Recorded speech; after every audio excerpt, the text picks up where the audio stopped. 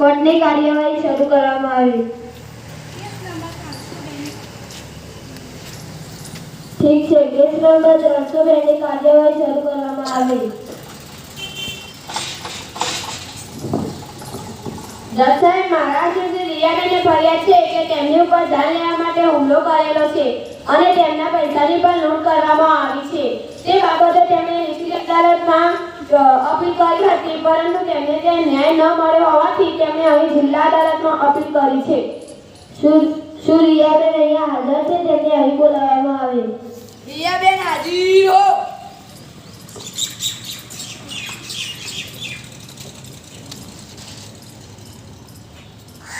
હું ભગવત ગીતા પર હાથ રાખીને કહું છું કે જે કહીશ તે સત્ય કહીશ, સત્ય સિવાય બીજું કાંઈ નહીં કહીશ. હા રિયાબેન, તમને પૂરેપૂરો વિશ્વાસ છે કે આ હુમલો મનોજભાઈએ જ કર્યો હતો? હા સાહેબ, મારી વાત ખરેખર સાચી છે. આની અગાઉ મેં તાલુકા અદાલતમાં તેમનો ગુનો સાબિત ન કરી શકી, પણ આજે મને વિશ્વાસ છે કે આજે મને ચોક્કસ ન્યાય મળશે. શું તેમના વિરુદ્ધ કાર્યવાહી કરવા માટે તમારી પાસે કોઈ ખાસ સબૂત છે? હા સાહેબ, જે નામે હા સાહેબ, એફઆઈઆરના ફરીથી તપાસ મુજબ મનોજભાઈ જ ગુનેગાર છે અને તે વિગતની સ્પષ્ટતા માટે હું પોલીસ ઇન્સ્પેક્ટર શ્રી વિજયભાઈ ચૌધરીને બોલાવવા માંગીશ. પોલીસ ઇન્સ્પેક્ટર ચૌધરી હાજર હો.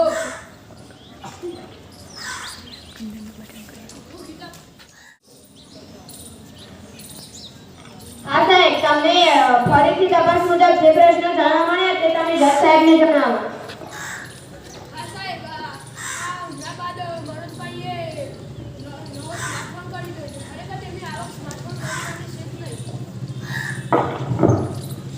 માનનીય જજ સાહેબ, હું મનોજભાઈ મોન્ટુભાઈ તરફથી કેસ લડી રહી છું. મારા આશીને ખોટી રીતે ફસાવવામાં આવેલ છે, કારણ કે સ્માર્ટફોનને અને આ કેસને કોઈ લેવા દેવા નથી. મનોજભાઈએ તેમના પગારમાંથી તેમનો નવો સ્માર્ટફોન લીધો છે.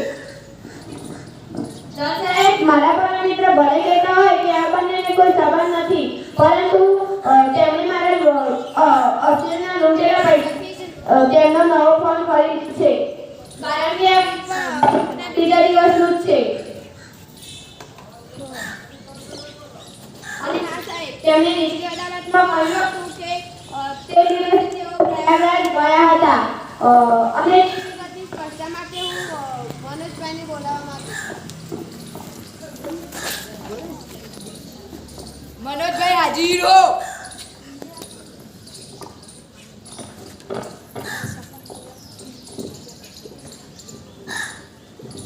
સાહેબ, હું તમને કેટલાક પ્રશ્નો પૂછીશ.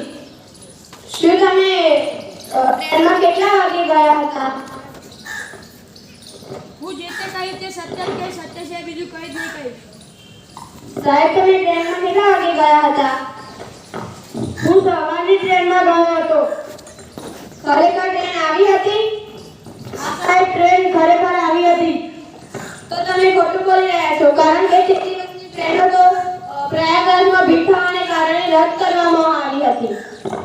ઓબ્જેક્શન બાય લોર્ડ, મારા અસીમ શ્રી કદાચ પ્રવાસ ન ગયા હોય, પરંતુ તે દિવસે તેમનું બાઇક ખરેખર ગેરેજમાં હતું. તેથી સ્પષ્ટ થાય છે કે મારા અસીલે કોઈના પર હુમલો કરેલ નથી.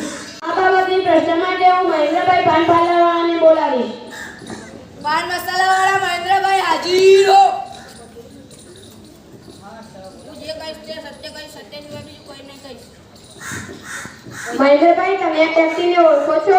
હા સાહેબ, આ વ્યક્તિ મારે ત્યાંથી પાંડે ગયા હતા.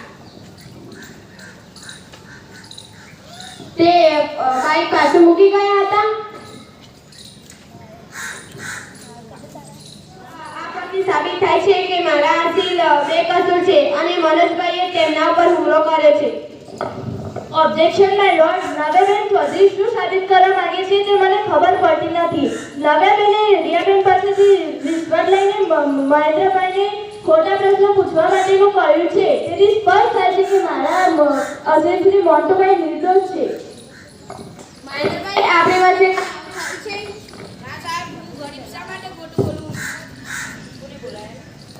ખરેખર ગુનેગાર મનોજભાઈ જ છે. મનોજભાઈ, મને લાગે છે આ ગુનો તમે જ કર્યો છે. તમામ સબૂતો તમને ગુનેગાર બતાવે છે, જેથી કરી જે સાચું હોય તે તમે કહો. સાહેબ, મને માફ કરજો. રિયાબેન પર હું હુમલો કર્યો તો તમે મને માફ કરજો સાહેબ. ગુનેગાર ગમે તેટલો ચાલાક હોય છે પણ ન્યાયની આ પ્રક્રિયાથી છટકી શકતો નથી.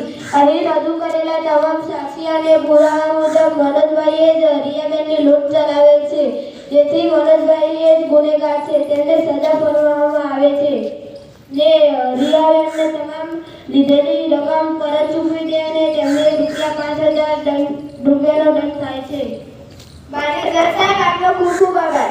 આજે અદાલત, વકીલશ્રી અને તેમજ ન્યાય પ્રક્રિયાનો ખૂબ આભાર.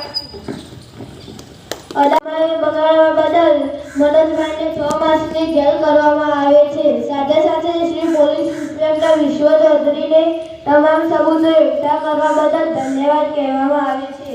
ન્યાયની આ પ્રક્રિયાથી અદાલત ઉપર લોકોનો વિશ્વાસ પણ જળવાઈ રહે છે.